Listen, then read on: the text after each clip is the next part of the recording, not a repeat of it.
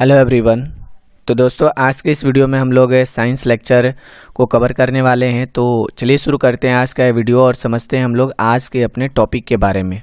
तो हमारा main topic आज का रहने वाला है धातुओं के रासायनिक गुण के बारे में। उसके बाद अधातु क्या है या अधातु किसे कहते हैं। उसके बाद हम लोग समझने वाले हैं अधातुओं का भौतिक गुण और अधातुओं का रासायनिक गुण के बारे में समझेंगे। ठीक है, तो चलिए सबसे पहले हम लोग बात कर लेते हैं धातुओं के रासायनिक गुण के बारे में।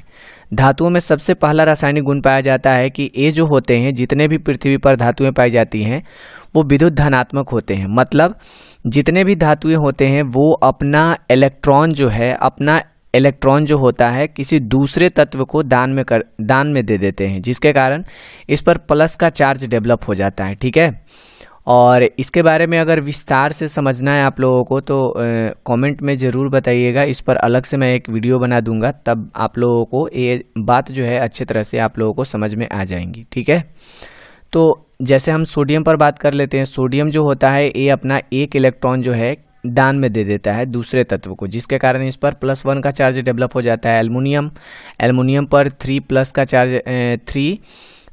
प्लस चार्ज होता है। इसके बाद आपका कैल्शियम हो गया, कैल्शियम पर 2 चार्ज होता है। यानी जितने भी दुनिया में धातुएं होती हैं वो अपना इलेक्ट्रॉन दान में देती हैं, जिसके कारण इन पर प्लस का चार्ज डेवलप हो जाता है। ठीक है, यहाँ तक बात समझ में आया।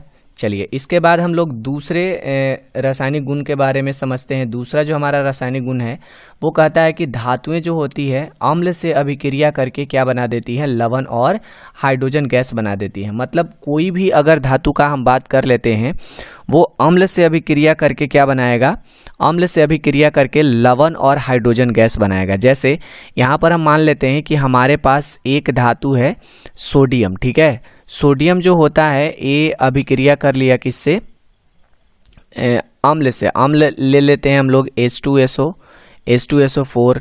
तो यहाँ पर ये दोनों जब अभिक्रिया करेंगे तो आपका क्या बनेगा, Na2SO4 बनेगा और प्लस में आपका H2 बनेगा। यहाँ पर Na2SO4 जो है आपका ए वाला जो टर्म आया ये आपका क्या चीज होगा, लवण होगा। और यहाँ पर देखिए हाइड्रोजन गैस का निर्माण हो रहा है। ठीक है, तो यहाँ तक बात समझ में आया।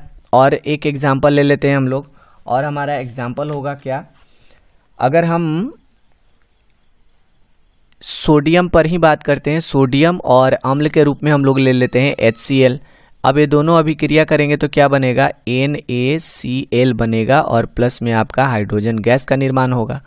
तो इस तरह से हम लोग बोल सकते हैं। और भी एग्जाम्पल हो सकता है, जैसे हम लोग जिंक ले लेते हैं, जिंक और प्लस में आपका HCl अम्ल ले लिए। यहाँ पर दोनों जब अभिक्रिया करेंगे तो आपका क्या बनेगा, ZnCl2 बनेगा और प्लस में आपका H2 बनेगा। तो हम इस आधार पर बोल सकते हैं कि जो भी धातुएं होती हैं वो अम्ल से अभिक्रिया करके क्या बनाती हैं, अम्ल से अभिक्रिया करके हमेशा लवण का निर्माण करेंगी।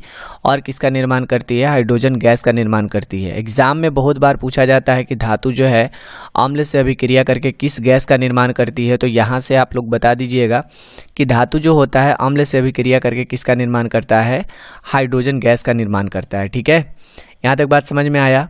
चलिए अब इसके बाद हम लोग समझते हैं अगला गुण।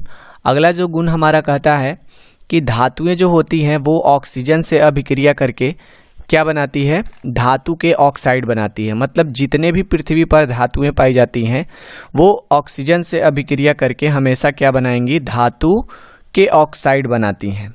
जैसे मान लीजिए कि हमारे पास यहाँ पर सोडियम एक धातु है और इसे हम लोग किससे अभिक्रिया करवा रहे हैं, ऑक्सीजन से अभिक्रिया करवा रहे हैं। तो ए बनेगा हमारा Na2O का निर्माण हो जाएगा। तो यहाँ पर देखिए, यहाँ पर जो हमारा ये टोटल टर्म बना, ये हमारा जो भी पदार्थ बन रहा है इसमें देखिए धातु भी है और ऑक्सीजन भी है, इसलिए इसको क्या बोला जाता है, धातु का ऑक्साइड कहेंगे। इसको क्या बोलेंगे हम लोग, धातु का ऑक्साइड बोलेंगे। धातु का ऑक्साइड हो गया ये, ऑक्साइड। चलिए इसके बाद और एग्जाम्पल हम लोग ले लेते हैं। जैसे एक मैग्नीशियम हो गया, मैग्नीशियम आपका धातु है और ऑक्सीजन यहाँ अभिक्रिया हो रहा है इन दोनों के बीच, तो क्या बनेगा, MgO का निर्माण हो जाएगा। तो यहाँ पर आपका ए वाला जो टर्म बन रहा है ये आपका धातु का ऑक्साइड होगा। इसके बाद एक और ले लेते हैं, कैल्शियम और ऑक्सीजन, इन दोनों के बीच अभिक्रिया होगा तो क्या बनेगा आपका CaO बनेगा। ठीक है, तो इस तरह से हम लोग बोल सकते हैं कि धातु जो होता है ऑक्सीजन से अभिक्रिया करके क्या बनाएगा, धातु जो है ऑक्सीजन से अभिक्रिया करके क्या बनाता है, धातु का ऑक्साइड बनाता है। ठीक है, अब चलिए बढ़ते हैं अगले गुण की ओर, और अगला गुण है हमारा कि धातु जो होता है वो धातु के ऑक्साइड जो हैं जल में घुलकर हमेशा किसका निर्माण करेंगे, क्षार का निर्माण करेंगे। ठीक है, धातु के ऑक्साइड जो होते हैं जल में घुलकर किसका निर्माण करते हैं, क्षार का निर्माण करते हैं। जैसे यहाँ पर देखिए, अगर हम बात करें यहाँ पर धातु के ऑक्साइड, एक हमारा Na2O, ठीक है, और ये जो है जल में घुलेगा तो क्या बना देगा, हमारा जल में घुलेगा तो हमारा बनेगा NaOH का निर्माण होगा। ठीक है, यहाँ पर जब हम लोग सोडियम ऑक्साइड को, ठीक है, सोडियम ऑक्साइड को किस में घुला देंगे, जल में घुला देंगे तो हमारा क्या बनने वाला है, हमारा बनने वाला है NaOH। और ये जो आपका NaOH है ये पूरी तरह से आपका क्या चीज होता है, ये पूरी तरह से आपका क्या होता है, क्षार होता है। ठीक है, तो ये वाला आप लोग गुण याद रखिएगा कि धातु के ऑक्साइड जो होते हैं वो जल में घुल करके किसका निर्माण करते हैं, क्षार का निर्माण करते हैं। तो चलिए अब हम लोग समझ लेते हैं अधातु क्या है, सबसे पहले वो समझते हैं और उसके बाद अधातुओं का भौतिक गुण और रासायनिक गुण के बारे में हम लोग समझने वाले हैं। ठीक है, चलिए अधातु के बारे में आप लोगों को, ठीक है, अधातु के बारे में बताने से पहले मैं आप लोगों को याद दिलाना चाहता हूँ धातु के बारे में। धातु के बारे में आप लोगों ने क्या पढ़ा था, दुनिया में जितने भी तत्व हैं अगर वो चमकदार हैं, आघातवर्ध और तन्य हैं, ठीक है, विद्युत और ऊष्मा के सुचालक हैं, ठीक है, और जिनका गलनांक और क्वथनांक उच्च है, वो सभी को हम लोग क्या बोलते थे, धातु कहते थे। ठीक उसका विपरीत यानी ठीक उसका उल्टा अगर हम लोग करते हैं तो हमारा अधातु का डिफिनेशन निकल करके चला आएगा। ठीक है, यानी हम बोल सकते हैं कि दुनिया में वे सभी तत्व जो चमकदार नहीं होती हैं, जो आघातवर्ध तथा तन्य नहीं होती हैं, जो ऊष्मा तथा विद्युत के कुचालक होते हैं, जिनके गलनांक और क्वथनांक निम्न होते हैं, उन सभी तत्वों को क्या बोला जाता है, अधातु कहा जाता है। ठीक है, यहाँ तक बात समझ में आया आप लोगों को। मैं फिर से एक बार रिपीट कर देता हूँ। अधातु हम लोग जनरली बोलेंगे किसको, तो अधातु वैसे तत्वों को बोला जाएगा जो चमकदार नहीं होती हैं, जो आघातवर्ध तथा तन्य नहीं होती हैं, जो ऊष्मा तथा विद्युत के कुचालक होते हैं, ठीक है, और जिनके गलनांक एवं क्वथनांक निम्न होते हैं, उन्हें का क्या कहा जाता है, अधातु कहा जाता है। जैसे ऑक्सीजन हो गया, ठीक है, ऑक्सीजन, उसके बाद नाइट्रोजन हो गया, ठीक है, ये सब क्या चीज़ हैं, अधातु के प्रकार होते हैं। इसके बाद आपका और भी बहुत सारा एग्जाम्पल है उसको हम लोग आगे समझते हैं। चलिए अब हम लोग समझ लेते हैं अधातु के भौतिक गुण के बारे में। अभी मैंने जितने भी आप लोगों को बातें बताई, जैसे वे सभी तत्व जो चमकदार नहीं होते हैं, जो आघातवर्ध तथा तन्य नहीं होते हैं, जो ऊष्मा तथा विद्युत के कुचालक होते हैं, या जिनके गलनांक और क्वथनांक निम्न होते हैं, ये सभी धातुओं के भौतिक गुण के अंतर्गत आ जाएंगे। ठीक है, यानी यहाँ पर आप लोग समझिएगा, सबसे पहले अधातुओं का सबसे पहला जो भौतिक गुण होता है वो यहाँ पर आपको दिख रहा होगा कि अधातु जो होते हैं वो चमकदार नहीं होते हैं, लेकिन इसमें कुछ अपवाद भी हैं। ठीक है, उन अपवादों को हम लोग समझते चलते हैं। अपवाद का मतलब होता है कि अधातु हैं, अधातु होते हुए भी वे चमकदार होते हैं। ठीक है, जैसे यहाँ पर एक आयोडीन, ठीक है, और एक है हमारा ग्रेफाइट, ठीक है, ये दो ऐसे अधातु तत्व होते हैं जो अधातु होते हुए भी चमकदार होते हैं। तो इनके बारे में आप लोग याद रखिएगा। अपवाद ये जो तत्व हैं अधातु में वो अपवाद में आते हैं, मतलब इन दोनों को छोड़कर बाकी जितने भी अधातु होते हैं वो चमकदार नहीं होते हैं। ठीक है। अब चलिए ग्रेफाइट के बारे में थोड़ा सा हम लोग समझ लेते हैं। जो ग्रेफाइट होता है यह कार्बन का अपरूप होता है, ठीक है, कार्बन का अपरूप होता है, मतलब कार्बन के ही संरचना के जैसा ग्रेफाइट का भी संरचना होता है, ठीक है। असल में कार्बन के दो अपरूप होते हैं, एक का नाम होता है हीरा और एक का नाम है ग्रेफाइट, ग्रेफाइट, ठीक है।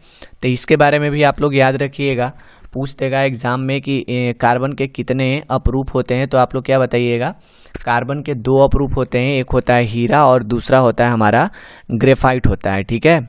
और ये भी याद रखिएगा कि कौन से वे अधातु तत्व हैं जो चमकदार होते हैं, तो आपको क्या बताना है, आयोडीन, और दूसरा आपका होता है ग्रेफाइट, ठीक है।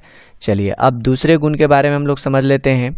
अधातु जो होते हैं वो आघातवर्ध तथा तन्य नहीं होते हैं, ठीक है। अधातु जो होते हैं ये आघातवर्ध तथा तन्य नहीं होते हैं, मतलब अगर अधातुओं पर किसी तरह से आघात किया जाए तो ये एकदम मतलब छोटे छोटे टुकड़ों में टूट जाते हैं।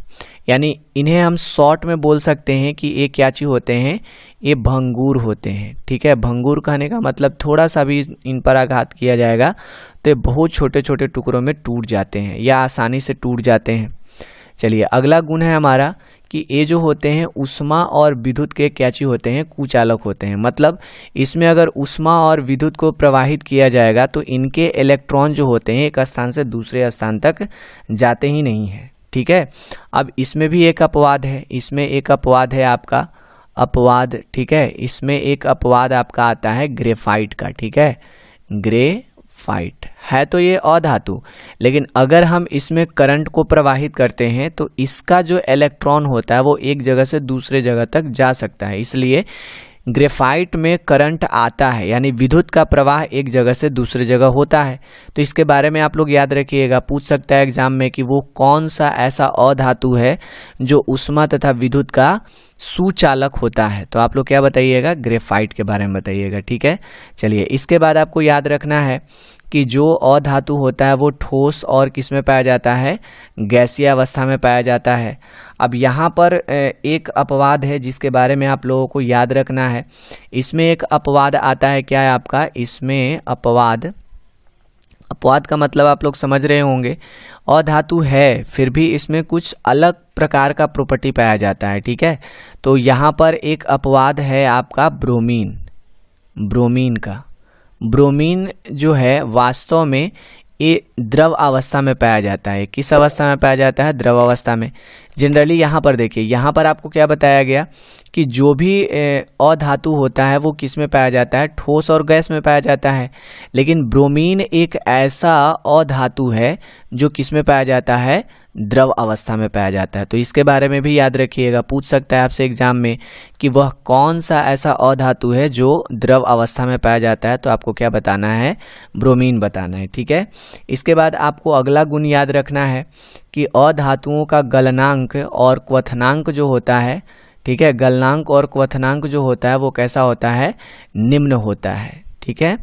चलिए अब हम लोग अधातुओं के रासायनिक गुण के बारे में बारी बारी से हम लोग समझ लेते हैं।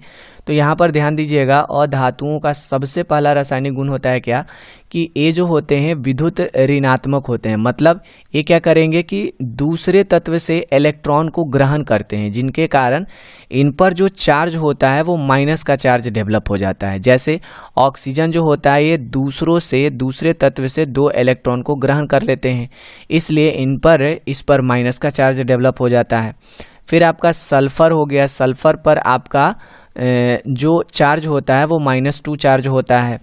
क्लोरीन जो होता है, क्लोरीन पर -1 का चार्ज होता है। तो यहाँ पर बात समझ में आया, जो भी अधातु तत्व होते हैं वो दूसरे तत्व से इलेक्ट्रॉन को ग्रहण करते हैं, जिनके कारण इस पर माइनस का चार्ज डेवलप हो जाता है, इसलिए अधातुओं को क्या बोला जाता है, अधातुओं को बोला जाता है कि ये विद्युत ऋणात्मक होते हैं, ठीक है। अगला गुण का क्या चीज है, अधातु जो होते हैं वो अम्ल से अभिक्रिया करके हाइड्रोजन गैस उत्पन्न नहीं करते हैं, मतलब हाइड्रोजन बनाते ही नहीं है। फिर अगला इनका गुण क्या करता है कि ये जो होते हैं ऑक्सीजन से अभिक्रिया करके, यानी अधातु जो होते हैं ऑक्सीजन से अभिक्रिया करके क्या बनाते हैं, अम्लीय ऑक्साइड बनाते हैं, ठीक है, अम्लीय ऑक्साइड बनाते हैं, या बोल सकते हैं कि अधातु जो होते हैं ऑक्सीजन से अभिक्रिया करके अधातु के ऑक्साइड बनाते हैं। ठीक है, वास्तव में अधातु के जो ऑक्साइड होते हैं वो अम्लीय होते हैं, इसलिए उसे हम लोग अम्लीय ऑक्साइड भी बोल सकते हैं। ठीक है, और आप लोगों को ऊपर बताया गया है कि धातु जो होता है वो ऑक्सीजन से अभिक्रिया करके धातु के ऑक्साइड बनाते हैं। आप लोग यह बात भी ध्यान में रखिएगा कि अधातु के ऑक्साइड जो होते हैं वो क्षारीय प्रकृति के होते हैं। ठीक है, इसलिए तो जल में घुल करके क्षार का निर्माण करते हैं। अब यहाँ पर इसको हम लोग समझ लेते हैं। अम्ल जो होता है ऑक्सीजन से अभिक्रिया करके क्या बनाएगा, अम्लीय ऑक्साइड बनाएगा या अधातु का ऑक्साइड बनाता है। ठीक है, जैसे यहाँ पर देखिए सल्फर जो है वो ऑक्सीजन से अभिक्रिया करके क्या बनाएगा, सल्फर डाई ऑक्साइड बनाएगा। ठीक है, कार्बन जो होता है वो ऑक्सीजन से अभिक्रिया करके क्या बनाएगा, कार्बन डाई ऑक्साइड बनाएगा। यानी इसको हम लोग क्या बोल सकते हैं, इसको हम लोग अधातु के ऑक्साइड और या फिर इन दोनों को क्या बोला जा सकता है, अम्लीय ऑक्साइड बोला जा सकता है। ठीक है, चलिए इसके बाद हम लोग आगे बढ़ते हैं और अगला गुण है हमारा कि अधातु जो होते हैं, अधातु के ऑक्साइड जो होते हैं वो जल में घुलते हैं तो क्या बनाते हैं, अम्ल का निर्माण करते हैं। जैसे अगर हम SO2 को जल में घुलाते हैं, जल में क्या कर रहे हैं, घुला रहे हैं, तो हमारा क्या बनने वाला है, हमारा बनने वाला है H2SO3, और यह जो है एक प्रकार का क्या चीज़ है, अम्ल है। ठीक है, अगर हम मान लेते हैं कार्बन डाइऑक्साइड को अगर हम जल में घुलाएंगे तो ये भी क्या बनने वाला है, ये भी आपका बनने वाला है H2SO3 का ही निर्माण करेगा। ठीक है, एक इसका निर्माण करेगा यहाँ पर H2CO3 का निर्माण करने वाला है। ठीक है, यहाँ पर थोड़ा सा मिस्टेक हो रहा है, ये दोनों अगर अभिक्रिया करते हैं तो किसका क्या बनाने वाले हैं, H2CO3। यहाँ पर देखिए SO2 जो है जल से अभिक्रिया किया तो क्या बनाया, H2SO3 बनाया, और यहाँ पर कार्बन डाइऑक्साइड जब जल से अभिक्रिया किया तो क्या बनाया, H2CO3 का निर्माण किया। दोनों ही स्थितियों में किसका निर्माण हो रहा है, तो अम्ल का निर्माण हो रहा है। ये भी आपका क्या चीज है, ये भी आपका अम्ल है, और यहाँ पर ये जो बना हुआ है ये भी आपका क्या चीज है, अम्ल है। ठीक है, एक और एग्जांपल हम लोग ले लेते हैं। अगर हम SO3 का बात करते हैं, SO3 जो है अगर H2O से अभिक्रिया करेगा, ठीक है, H2O से अभिक्रिया करेगा तो हमारा क्या बनने वाला है, H2O से अभिक्रिया करेगा तो हमारा बनेगा H2SO4, और H2SO4 भी आपका क्या चाहिए, एक प्रकार का अम्ल है। ठीक है, यहाँ तक बात समझ में आया। तो चलिए दोस्तों, आज के लिए बस हम लोग इतना ही रहने देते हैं, और आज हम लोगों ने जो सीखा उसे 1-2 बार प्रैक्टिस करके आप लोग ज़रूर देखिएगा, क्योंकि ये सब जो है बहुत ज़्यादा इम्पॉर्टेंट है। किसी भी आप लोग एग्ज़ाम में अगर आप लोग एग्ज़ाम दे रहे हो, किसी भी एग्ज़ाम बोर्ड को लेकर के अगर आप लोग एग्ज़ाम दे रहे हो तो उसमें ये सब सवाल जो है बहुत बार पूछे भी जाते हैं। तो इनको आप लोग जो है एक आध बार प्रैक्टिस इस पर ज़रूर करिएगा, ताकि आप लोगों को ये सारी बातें जो मैंने यहाँ पर बताई हैं वो आप लोगों को अच्छी तरह से समझ में आ जाएं। ठीक है, तो चलिए मिलते हैं फिर अगले वीडियो में।